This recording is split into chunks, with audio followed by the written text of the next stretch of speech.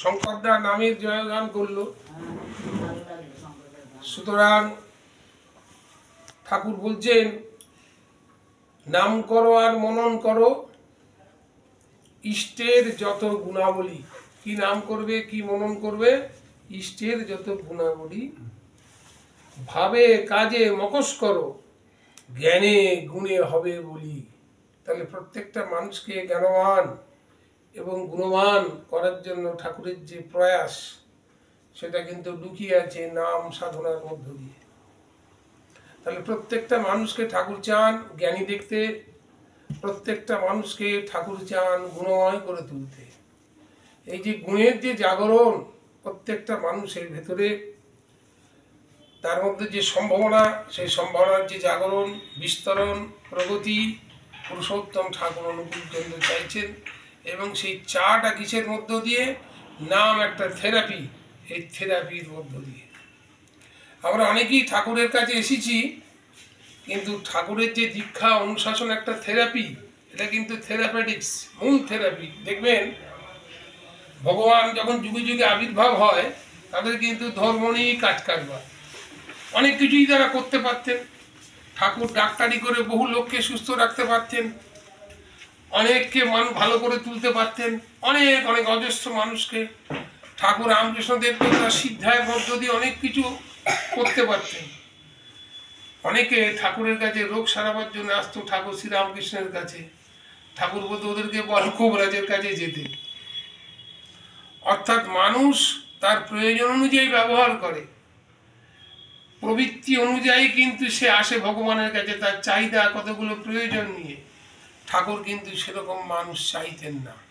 ঠাকুর বলছেন তোমার ভেতরে যা কিছু আছে, অসুখ বিসুখ আদি ব্যাধি জ্বালা যন্ত্রণা সব কিছু জুড়বে, তুমি যদি এই থেরাপিটিক্সের মধ্যে আসো, তাহলে এই দীক্ষা কিন্তু একটা থেরাপিটিক্স।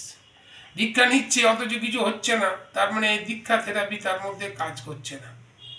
সেই জন্য ঠাকুর একদম পুণ্যপুঁথির মধ্যে বললেন name and love can কনকার everything. দুটো জিনিস ঠাকুর বলেছেন, নেম অ্যান্ড লাভ। এই দুটো জিনিসের মধ্যে সব কিছু আছে। তাহলে দীক্ষা নিলুম, ঠাকুরকে নিয়ে লাভ কালচারটা করলো না, দীক্ষার কোনো ফল হলো না, নামের কোনো ফল হলো না। অনেকেই দীক্ষিত আছে, কিন্তু ঠাকুরকে ভালোবাসতে এসে অন্যজনকে ভালোবেসে ফেললো। বাঁচতে ভালো এসে রে তুই, বাঁচলি ভালো কাকে, প্রতিদানে পাবি রে তুই মজলি জানে নিয়ে। এ তো ঠাকুরের বাণী। ঠাকুর কিন্তু এই জায়গাটায় পরিষ্কার যে নাম কেন কার্যকরী হচ্ছে না। যেই ঠাকুরের জায়গায় অনেক ফটো বসে গেল, ঠাকুর কেন্দ্রিক যে ভালোবাসাটা যখন মানুষের জীবন থেকে সরে গেল, তখন থেকেই কিন্তু এই নাম আর কার্যকরী হচ্ছে না।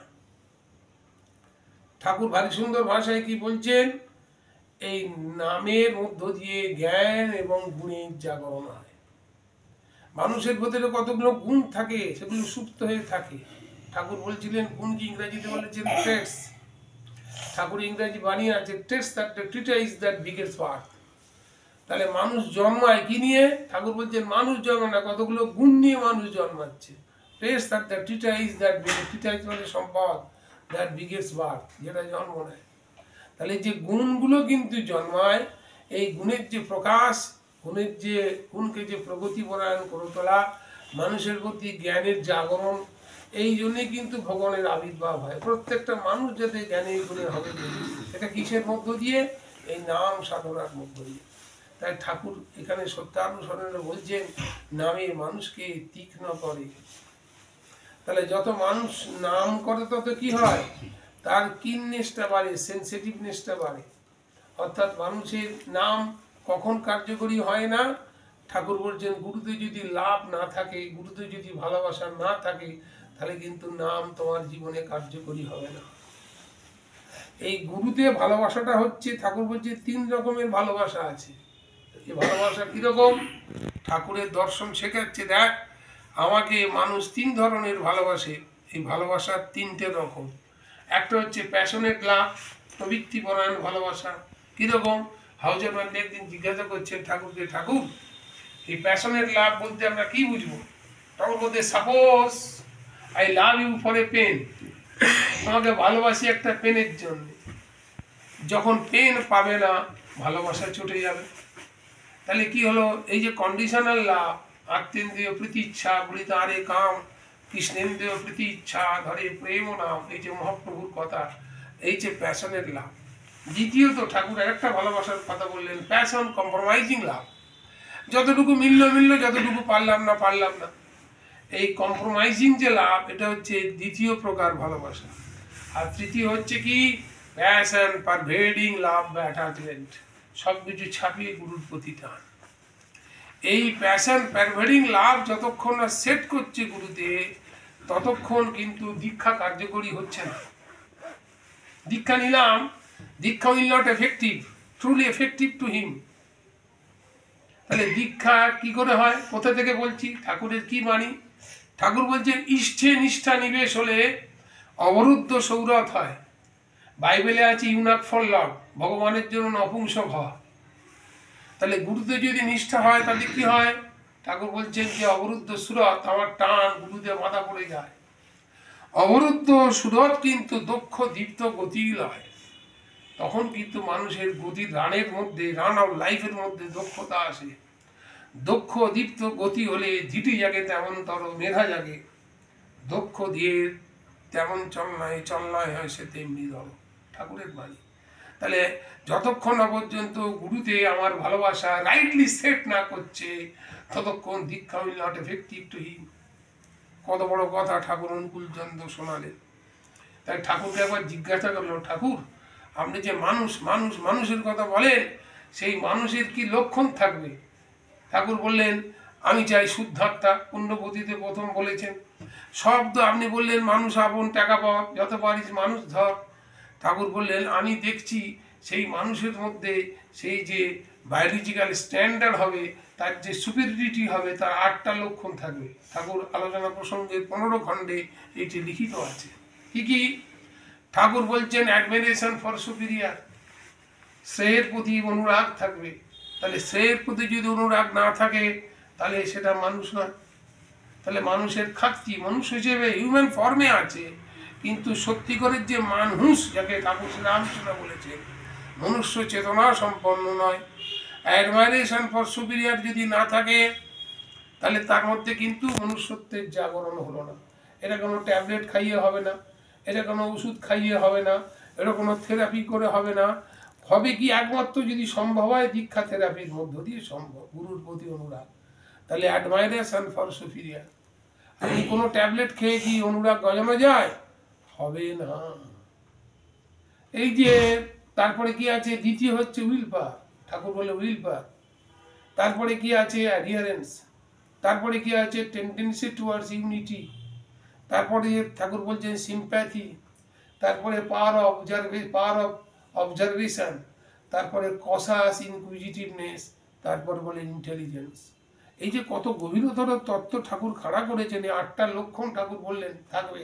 এরকম উইল পাওয়ার তার মধ্যে থাকবে। এই যে উইল পাওয়ারের যে জাগরণ ভেতরে, প্রত্যেকটা মানুষের মধ্যে ইচ্ছা শক্তির যে জাগরণ, ঠাকুর বলছেন ভগবান যেমন ইচ্ছাময়, জনে জনে ইচ্ছা শক্তি বিলিয়ে দিয়েছেন তিনি প্রত্যেকটা মানুষের মধ্যে।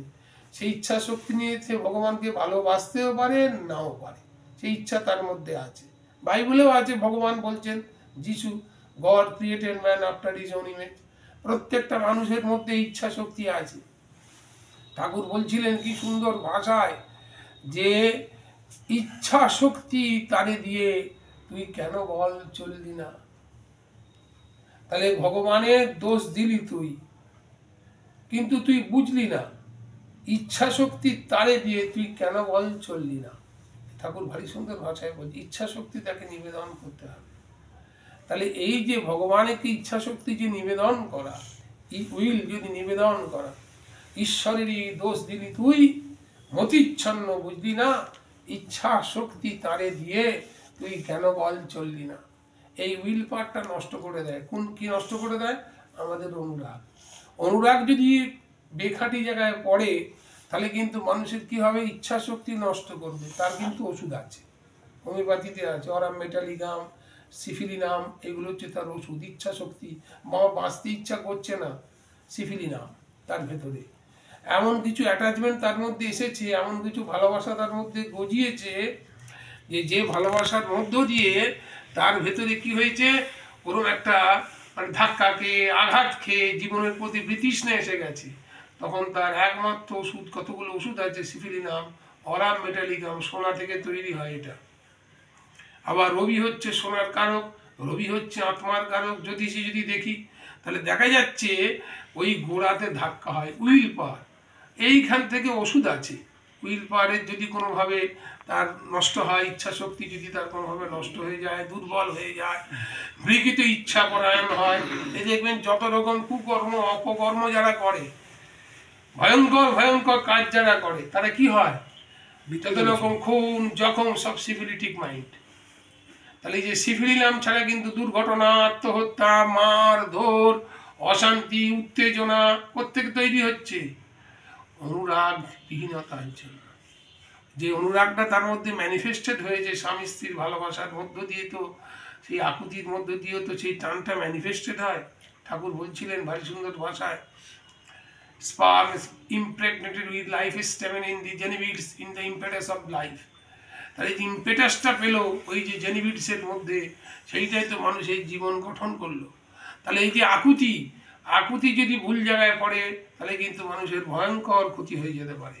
কোনো কারণে যদি অন্যের প্রতি টান গজিয়ে যায়, ঠাকুর এটা জানতেন, ভারী সুন্দর ভাষায় প্রায়শই বলছিলেন, ইষ্টের চেয়ে থাকলে আপন, ছিন্ন ভিন্ন তাঁর জীবন।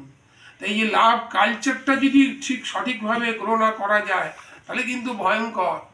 আর এইখান থেকে বিভিন্ন ডিজিজ কন্ডিশন তৈরি হয় প্রত্যেকটা মানুষের, মানুষ কিন্তু অসুস্থ হয় এইভাবেই। অনেক ঠাকুর ফ্যামিলির মধ্যে সব কিছু হয়েছে, এই যে তাদের দেখবেন জ্বালা যন্ত্রণা কষ্ট, কেউ ঠ্যাং নিয়ে চলে বেড়াচ্ছে, কেউ অমুক নিয়ে কাজ চুল উঠে যাচ্ছে, এত খাওয়া দাওয়া করছে, এত চিকিৎসা করছে, আমাদের থেকে বয়সে ছোট তাদের চুল উঠে যাচ্ছে।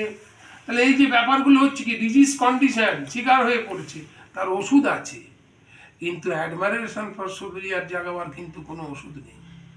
উইল পাওয়ার, তারপরে হচ্ছে সেটা অ্যাডিয়ারেন্স, নিষ্ঠা, গুরুর প্রতি নিষ্ঠা। এই যে নিষ্ঠা, এখানে আছি ওখানে আছি সেখানে আছি, সুকেন্দ্রিকতা নেই, গুরুর প্রতি নিঃশেষের স্থিতি নেই। তাহলে এই যে নিষ্ঠা যদি মানুষের জীবনে না থাকে, তাহলে বলে বেয়ারিস মানুষ, সে যে কী করবে না করবে তার কোনো ঠিক নেই। সে ইষ্টের সঙ্গে যে কনফ্লিক্টের মধ্য দিয়ে জীবনে যে আত্মনিয়ন্ত্রণ করবে, এটা তো নিষ্ঠা শেখায়। ঠাকুর বলছিলেন এই তপের টাট হচ্ছে নিষ্ঠা। তারপরে ঠাকুর বলছেন কি, টেন্ডেন্সি টুয়ার্ডস ইউনিটি, সবাই এক হয়ে থাকবো এ কথা। এই বিচ্ছিন্নতা যখন এলো, তাহলে কোনো না কোনো কারণে তার পরিবারে তার বংশে সিকিউরিটি মায়া জমেছে, কেউ মদ খেত, কেউ মাতলামি করতো, কারো কিছুর মধ্যে এগুলো আছে। যেমন এই ট্যারেন্টুলায় খুব নাচে, আমি দেখছিলাম গবেষণা করতে গিয়ে, গান হচ্ছে তার ভেতরে খুব স্পন্দন হচ্ছে, সে কিন্তু ইমোশনাল কন্ট্রোল রাখতো। বেশিরভাগ যারা গান গায় তারা কিন্তু ইমোশনাল কন্ট্রোল ঠিক রাখতে পারে না, হট করে একটা সিদ্ধান্ত নিয়ে ফেললো। এটা কিন্তু ট্যারেন্টুলা এক ধরনের মাকড়সা, যে সে খুব নাচে, সেখান থেকে ওষুধটা তৈরি হয়। এই সম্প্রতি একজন খুব প্রখ্যাত গায়কের ভাই একটা দুর্ঘটনা ঘটিয়ে ফেলেছে, সে এখন জেলে আছে, খুব নাম করা গায়ক, আমার রনি তার কাছে শিখতে যেত, সে কিন্তু এখন জেলে, নাম বলবো না, যাই হোক এটা তো ভিডিও হবে। যে শিখতে যাচ্ছে সেও তো ট্যারেন্টুলা, তার মধ্যে কিন্তু এই ক্রোধটা থাকে, ভয়ঙ্কর ক্রোধ, ট্যারেন্টুলা। এই তো আমরা জানি না, অনেক বড় গায়ক, অনেক বড় উকিল, অনেক তার ভুল, ফট করে একটা ভুল সিদ্ধান্ত নিয়ে ফেললো। তাহলে এই যে অ্যাটাচমেন্ট যদি সঠিক জায়গায় না থাকে, দীক্ষাটা কিন্তু প্রত্যেকটা মানুষের জীবনে দরকার। ঠাকুর একদিন বলছিলেন, দেখ যখন যাজন করতে যাবি আমার কথা বলবি, ঠিক not with inferiority anybody to be superior than yourself, কাউকে মনে করবি না খুব বড়, তাহলে তুই আর তাকে যাজন করতে পারবি না। তারও যে ঠাকুরের প্রয়োজন আছে, গুরুর প্রয়োজন আছে, এটা কিন্তু তাকে বলবি। এটা কিন্তু যে যত বড়ই হোক, তার জীবনে কিন্তু ইষ্ট দেবতার প্রয়োজন আছে। মানুষের ভেতরে যে বৃত্তি আছে, বৃত্তি নিয়ন্ত্রণ প্রত্যেকটা মানুষের দরকার, আর সেটা হচ্ছে গুরুর প্রতি অনুরাগের মধ্য দিয়ে আসে। সেই জন্যই দীক্ষার এত প্রয়োজন, যে যত বড় হোক না কেন, দীক্ষা প্রত্যেকের জীবনে প্রয়োজন। তাহলে এই সিম্প্যাথি, ঠাকুর বলছেন এই যে অ্যাডিয়ারেন্স, টেন্ডেন্সি টু আর unity, sympathy, power of observation, আর সতর্ক অনুসন্ধিৎসা, ইন্টেলিজেন্স। শেষে বললেন ঠাকুর ইন্টেলিজেন্স, এই ইন্টেলিজেন্স হলে মানুষ সাইকোটিক হয়ে যায়। উইল পাওয়ার যখন নষ্ট হয়ে যায় তখন সিফিলিটিক, আর ইন্টেলিজেন্স নষ্ট করে দেয় হচ্ছে সাইকোটিক। যত রকম বাত, হাঁপানি, শারীরিক কষ্ট, সাইকোটিক, বুঝে বুঝে চলে। একবার তালা দিয়ে 10 বার ধরে দেখে তালাটা ঠিক দেয়া হলো কিনা। বিশ্বাস করতে পারে না, অবিশ্বাস।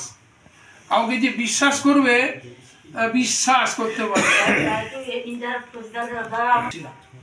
সেখানে অনেক তথ্য বেরিয়ে হলো। আমরা ভেতরে, আমাদের ভেতরে সিফিলিনাম আছে, আমাদের ভেতরে কিন্তু সাইকোসিস আছে, আবার শরিক আছে। শরিক মানে সেগুলি স্কিনের উপর অ্যাফেকশন হচ্ছে।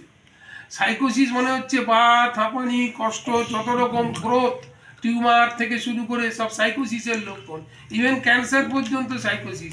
ক্যান্সার যদি একটা মায়াজম, এই টোটাল মায়াজমেটিক চেঞ্জ হচ্ছে এই সব নামের মধ্য দিয়ে। ঠাকুর এক বলেছিলেন, দেখ আমি একটা যন্ত্র করতে চাই, তার নাম হচ্ছে ভাইব্রোমিটার। তোর এই যে সত্তার যে ঝংকার, তোমার সত্তার একটি অণু, একটি শব্দ ঝংকার, ভরদুনিয়ার অর্থ আছে খোঁজো ধরো তুক্তার। এই যে আমরা পরিবেশ নিয়ে চলি না, যদি কোনো কারণে জানবে আমার 5 পুরুষ আগে কুকুর আর মানুষ তো একসঙ্গে ছিল, কুকুর হয়তো কাউকে কামড়েছে, তার মধ্যে কিন্তু অনেক রকম অ্যাবনর্মালিটি তার ভেতরে আসবে। কোনো ওষুধই কাজ হবে না যতক্ষণ হাইড্রোফ্লোমিনাম তাকে দিচ্ছ, কোনো কাজ হবে না। একজন প্রখ্যাত চিকিৎসক, তার 51,000 টাকা ফি নেয় হোমিওপ্যাথিতে। তিনি প্রথম চিকিৎসায় যে কোনো রুগীকে দিলে আগে হাইড্রোফ্লোমিনাম দিয়ে চিকিৎসা শুরু করেন। আমি কিছুদিন তার সঙ্গে ইন্টারাকশান করেছিলাম। হ্যাঁ, বহু তার লেখা বই আছে। খুব দিনে 2-4টে পেশেন্ট দেখেন উইদাউট অ্যাপয়েন্টমেন্ট। বড় বড় রথি মরেতে তার কাছে যায়, প্রথম হাইড্রোফ্লোমিনাম দেবে। এই যে ট্যারেন্টুলা একটা ইম্পর্টেন্ট ওষুধ, ছটপটাচ্ছে, লাপাচ্ছে, দাপাচ্ছে, এই যে সব ট্যারেন্টুলা বসে আছে। ঘটনাতে জানে না কোন ডিজিজ কন্ডিশন নিয়ে সে আছে। সে হয়তো অ্যাকচুয়ালি ওটা চায়নি, হঠাৎ ঘটিয়ে ফেলেছে, এবং ঘটনাটাও হয়তো খুব মারাত্মক নয়, কিন্তু তার গ্রহের মধ্যে এমন তাকে পড়ে গেল, তাকে একটা দুর্বিষহ পরিস্থিতির মধ্য দিয়ে নিয়ে চলে গেল। হট করে একটা কাউকে মাল্যদান করে ফেললো, হট করে একটা কারোর সঙ্গে জড়িয়ে গেল। এই যে emotional, lack of emotional control, তার কিন্তু হচ্ছে ট্যারেন্টুলা এই মেডিসিনটার মধ্যে আছে। কথাটা বুঝতে পারলে? তা এই যে ঘটনাগুলো, এই যে ডিজিজ কন্ডিশন নিয়ে আমরা আছি, এই ডিজিজ কন্ডিশন থেকে ঠাকুর চেয়েছিলেন রিঅ্যাডজাস্ট করা। সাইকোফিজিক্যাল ম্যালঅ্যাডজাস্টমেন্ট হচ্ছে, সেটা রোগ হচ্ছে, আর রিঅ্যাডজাস্টমেন্ট মানে হচ্ছে সাইকোফিজিক্যাল, সেটা হচ্ছে আরোগ্য। এই থেরাপি, দীক্ষা হচ্ছে আমরা থেরাপি। তুমি যদি চেষ্টা করো, আকুতি থাকে, তুমি খুঁজবে, আরে ভাই আমার কিছু হলো না, এই করতে করতে করতে করতে করতে কী করলে কি হয়, এটা কেন ওটা হয়, এটা করলে কি হয়, এ কি সারে না, এই যে শারীরিক সমস্যা থেকে মুক্তি। ডাক্তার দেখাচ্ছে, তুমি 14 বার হয়তো ভোলাবাবুকে দেখিয়েছ আমার মতো, অত বড় ডাক্তার, কত অজিদ্দা ফজিদ্দা সবাইকে নিয়ে গিয়ে দেখিয়েছি আমি, কারো কিছু হয়নি। মনে হতাশা আসতে পারে। রামকৃষ্ণ ঘোষ মণ্ডল বারপুরি দেখেছে, কিছু হয়নি। কুমারের বাবা ছিল, এই কুমারের বাবা খুব নাম করা ডাক্তার, আমার রোগ সেরে যায়। এই যে সতর্ক অনুসন্ধিৎসা কোত্থেকে আসে? ঠাকুর হয়তো ডিরেক্ট তোমাকে হেল্প করছে না, কিন্তু দয়া করে তোমার অনুসন্ধিৎসার জাগরণ হচ্ছে গুরু নিষ্ঠার মধ্য দিয়ে। তোমার ঠিক ঘর পেয়ে যাবে তুমি, এই ঘর সেই ঘর ওই ঘর খুঁজতে খুঁজতে তুমি নিজের মধ্যেই হয়তো ঘর বার করে ফেললে। তুমি, আমার ভেতরেই তো ঘর আছে, চেষ্টা করলেও তো এটা হতে পারে। এই যে ডিজিজ কন্ডিশন থেকে রেস্টোর করার জন্য ঠাকুর কিন্তু চেষ্টা করছেন। নামে মানুষকে তীক্ষ্ণ করে, ধ্যানে মানুষকে স্থির ও গ্রহণক্ষম করে। এই যে অস্থিরতা, যা কিছু অস্থিরতা আমাদের ইন্টেলিজেন্সি বা না না, কিছু ডিজিজ কন্ডিশন আছে, সাইকোটিক কন্ডিশন। যেমন ধরো ধ্যান করতে চায় খুব, কার্বোঅ্যানামোলিস, ল্যাকিসিস, এইসব ওষুধ আছে, সে খুব ধ্যান করতে চায়, কিন্তু আদৌ অনুরাগ যদি না থাকে ওই ধ্যানে তো কিছু হবে না। নিষ্ঠাটা তুমি হিসেব করে দেখো, অনন্ত মহারাজ অত বড় ধ্যানী, আমরা জানি কত বড় ধ্যান। ঠাকুর একদিন গিয়ে দেখলেন, নিজেই বলছেন তার ধ্যান করতে করতে এমন হয়েছে চতুর্দিকে সে নিষ্কম্প হয়ে, তার শ্বাস প্রশ্বাস বইছে না, কিচ্ছু বইছে না, একটা অনড় অবস্থায় তিনি নিরালম্ব বায়ুভূত আশ্রয় করে বসে আছেন।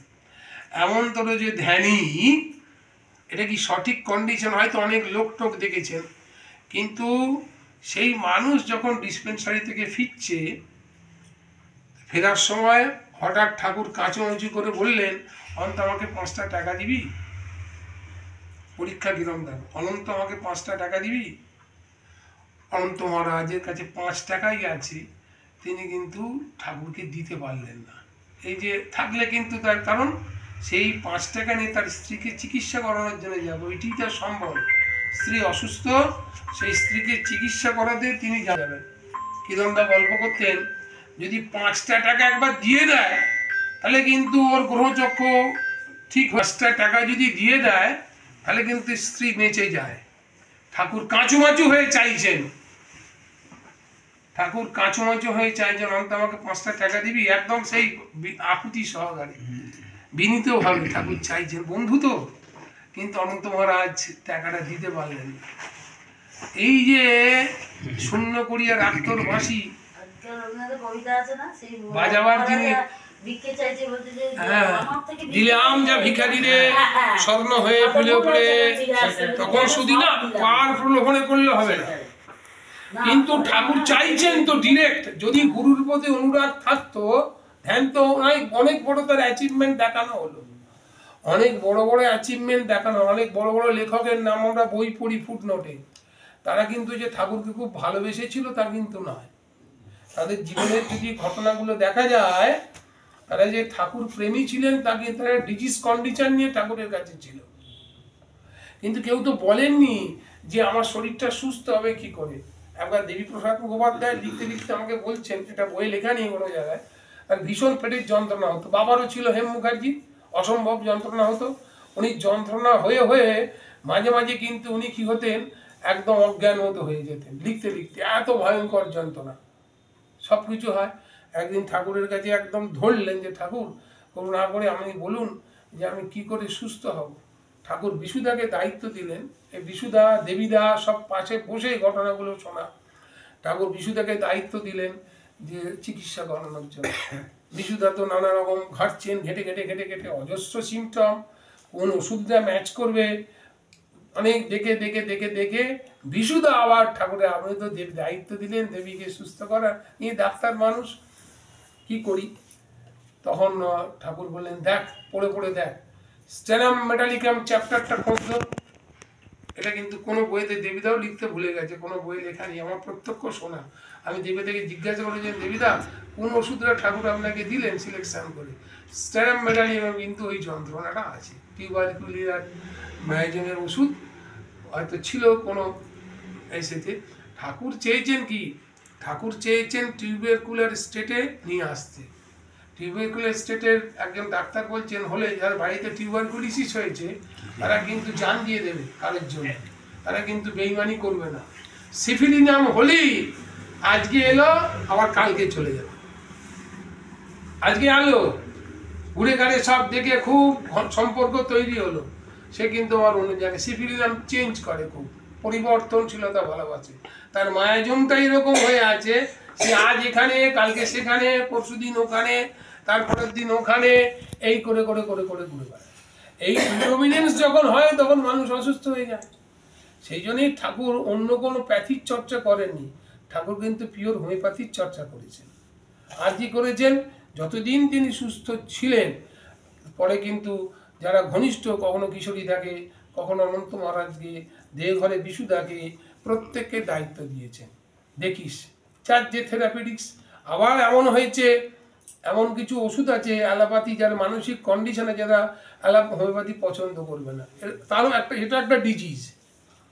অ্যাভারশন টু হোমিওপ্যাথি এটা একটা ডিজিজ। হ্যাঁ, আমি তোমার বই খুলে দেখো, মারফির বই খুলে, এটাও কিন্তু ডিজিজ। তুমি বললে তাকে সুস্থ করতে পারবে না, তারা বিশ্বাস করে না, ভুগছে, চরমতম ভুগছে, সে কিন্তু ওই লাইনে যাবে না। আবার যাবেই বা কোন চেষ্টায়, ডাক্তারের কাছে গিয়ে যদি রোগ না সারে তখন তার বিশ্বাস হারিয়ে যায়, ভরসা হারিয়ে যায়।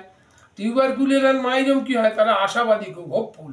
আজকে কিছু হলো, আবার ভেঙে পড়লো, আবার তার পরের দিন চেষ্টা করবে, ওইটা থেকে সে বার করবেই কি করবে। এই যে টেনাসিটি, এই রেস্টোরেশন একটা ডিজিজ স্টেট থেকে সুস্থ অবস্থায় ঠাকুর চেয়েছেন। যাই হোক, ধ্যান মানেই কোনো কিছু একটা চিন্তা নিয়ে লেগে থাকা, অর্থাৎ তৎচিন্তা পরম্পরায় নিয়ত মননশীল হওয়া। এই মননশীল হলেই তো গুণ ফুটে ওঠে, অ্যাট্রিবিউটগুলো ফুটে ওঠে। তার চিন্তা করতে করতে ঠাকুর কি সুন্দর উদাহরণ দিয়েছিলেন যে কাঁচা পোকায় তালা পোকা ধরে, আর তেলাপোকা তখন কিছু ভাবতে পারে না, কাঁচা পোকার কথা ভাবতে থাকে, তার জিনগুলো মিউটেট করে যায়। এই জিন মিউটেট করে গেলেই তখন সে ট্রান্সমিউটেড হয় অন্য ফর্মে, সে তখন কাঁচা পোকা তেলাপোকা বেরিয়ে যায়। কি সুন্দর ঠাকুর বলেছিল, বায়োলজিক্যাল রিভার্সান তৈরি হয়ে যায়। তাহলে গুরুতে যদি কারো অনুরাগ জন্মায়, গুরুগত প্রাণ যদি কেউ হয়, আমাদের গুরুর গুণ তার মধ্যে গজিয়ে উঠবে। When ideal is awakening in man, ঠাকুর বাণী দিচ্ছেন that he is agile, active, alert, inquisitive and responsible. In a word, all faculties will grow and evolve. তার ভেতরে কিন্তু ওই গুণগুলো গজিয়ে উঠবে, গুরুর গুণ সঞ্চার হবে। কি সুন্দর ভাষায় বলছিলেন, নিয়ত যদি মননশীল হয়। আর তাই আমরা বোধ করতে পারি যে আমাদের লেগে থাকাটা আর বিক্ষেপণে দেয়, কিন্তু ভেঙে দিতে পারে না। এই ভেঙে দিলেই কিন্তু হয়ে গেল, সে ফল করে গেল, সে ফিরে গেল, ভেঙে গেল, আজকে এলো কালকে চলে গেল। বিক্ষেপ তো হয় মাঝে মধ্যে, না বিক্ষেপ না, ভেঙে দেবে না। ভেঙে যায়। এই যে ভাঙাটাই তো সবচেয়ে বড় জিনিস। ভেঙে কোথায় হারিয়ে যায়, কোথাকার মানুষ কোথায় হারিয়ে গেছে দেখলুম তো। তাই বিরক্ত হওয়া মানে বিক্ষিপ্ত হওয়া, এই যে অ্যাভারশন আসা, অ্যাভারশন আসা মানেই কিন্তু একটা ভয়ঙ্কর জিনিস। আমার কিন্তু ওই বিক্ষেপের জায়গা তৈরি হয়ে গেল, হয়তো কোনো কারণে আমার মনের মতো কোনো চাহিদা পূরণ হলো না, এই অ্যাভারশন যেই এসে গেল তার মধ্যে পুলিং অ্যাফিনিটিটা নেই। পুলিং অ্যাফিনিটি যদি থাকে, ঠাকুর একদিন বলছিলেন, দেখ সালা পেরেক যদি ঠিক জায়গায় সেট হয়ে যায়, তারপর যতই তুই আঘাত করিস পেরেকটা ভেতরে ঢুকবে, পেরেকটা ছিটকে যাবে না। পেরেক ছিটকে যাবে তখনই যদি পেরেকটা ঠিকমতো কানেক্টেড না হয়, সংলগ্ন না থাকে একটা কাঠের সঙ্গে, তখন হাতুড়ি মারলে কি হবে, সে ছিটকে চলে যাবে। যদি লেগে যায় একবার, আগুন যদি ধরে যায়, তাহলে কিন্তু ও কিন্তু কখনো ছিটকবে না। একটা অপূর্ব ঘটনার কথা একবার বিশুদা আমাকে গল্প করেছিলেন। এখন ঘুঘুডাঙ্গায় তো ওনার মামা থাকতেন ডাক্তার রবি ব্যানার্জি, ওর বাবা খুবই বলতো তার কথা। ঘুঘুডাঙ্গায় তিনি হোমিওপ্যাথি ডাক্তার ছিলেন, ডাক্তার রবি ব্যানার্জি। এখন কোনো কারণে ঠাকুর একবার প্রফুল্লদাকে, শরৎদাকে আর আমাদের জ্ঞান হরিঘোষাইটাকে, হ্যাঁ সতীশচন্দ্র গোস্বামীর যে ছেলে, এই 3-4 জন তাদেরকে পাঠিয়েছেন। পরমপিতা তো সবই জানেন, যে ওইখানে যা একবার রবির কাছে যা, তোরা ঘুরে আয়, কোনো প্রয়োজনে পাঠিয়েছেন। ওরা বাড়িতে এসে বাড়ির বাইরে ইতস্তত হয়ে জিজ্ঞাসা করছে, তখন খবর পেয়েছেন যে সেই দিনকে ওনার একটি কন্যা সন্তানের বিয়োগ হয়েছে। এবার ওরা তো খুব হোপলেস হয়ে গেছে যে বাড়ির ভেতরে ঢুকবো কি যাবো না, ইতস্তত বোধ করছে, সন্দিগ্ধতা এসে যাবো কি যাবো না, একটা ভেতরে একটা এরকম দোলাচল চলছে, এই অবস্থায় যাব। আবার পরে ভাবছেন এত পুরনো লোক, আমাদের গুরু ভাই, তার একটা বিপদ হয়েছে, তার সঙ্গে দেখা করে যাবো না, এটা হয় নাকি, যাই। ওরা ভেতরে ঢুকলেন। প্রফুল্লদা আমাকে ঘটনাটা বলেও ছিলেন যে আমি যখন গিয়ে জিজ্ঞাসা করলাম যে রবিদা কিরম আছেন, রবীন্দ্র বলছেন ভালো আছি। শোক তাকে, যে রবীন্দ্রনাথের ঘটনা বহু পাই, তার কিন্তু এরকম বহুভাবে বিপর্যয় হয়েছে, তার ভেতরে জীবনী শক্তি এত ভরপুর ছিল, সেই জন্য তিনি কিন্তু এসব দুঃখ কষ্টর ওপারে। রবিদার এই ঘটনা পরবর্তীকালে ঠাকুরের কাছে এসে ওরা বিবৃত করলেন যে ঠাকুর এরকম একটা এত বড় বিপর্যয় ঘটে গেছে। রবিদাকে জিজ্ঞাসা করলেও রবিদা কিরকম আছেন, উনি বললেন ভালো আছি। ওনার মুখে সেইরকম কিন্তু তো কোনো চোখের ছায়া বা খুব বিপজ্জনক অবস্থা তো লক্ষ্য করতে পারলাম না, সংকটে যে আছে। তখন ঠাকুর বলেছিলেন, দেখো সাধারণ মধ্য দিয়ে এমন একটা স্তরে চলে গেছে যেখানে ওখানে দুঃখ কষ্টকে স্পর্শ করে না। এই যে গুরু ভক্তিতে মানুষ যে এত উচ্চতায় উঠতে পারে, আমাদের তো পরীক্ষা নিতে গেলে অনেক সময় অন্যরকম হয়ে যায়। তাই ঠাকুর বলছেন, তীক্ষ্ণ হও কিন্তু স্থির হও, সমস্ত অনুভব করিতে পারিবে। তা ঠাকুর আমাদের একটা ট্রান্সমিউটেশন চাইছেন, ট্রান্সমিউটেশন, আমাদের যে বর্তমান অবস্থান থেকে ট্রান্সমিউটেশন চাইছে, পরিবর্তন। ঠাকুর বলতেন এই পরিবর্তন কী করে সম্ভব, transmutation of temperament is condition according to the tempt of adherence for the Lord.